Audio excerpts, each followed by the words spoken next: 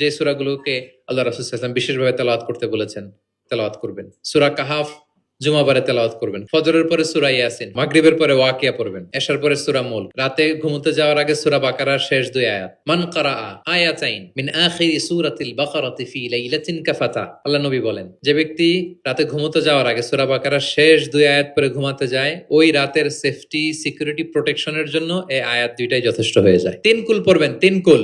কুল হুয়াল্লাহু আহাদ, কুল আউযু বিরাব্বিল ফালাক, কুল আউযু বিরাব্বিন নাস।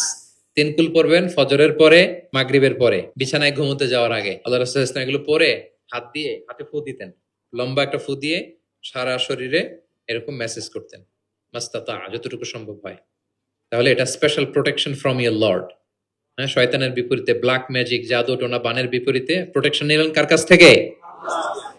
এই ওজিফাগুলো পালন করবেন। যদি করেন, আপনার জীবন প্রশান্তিময় হবে, আপনার জীবনের সব হতাশা দূর হবে, ডিপ্রেশন দূর হবে, আসমানি প্রশান্তি নেমে আসবে ইনশাআল্লাহ।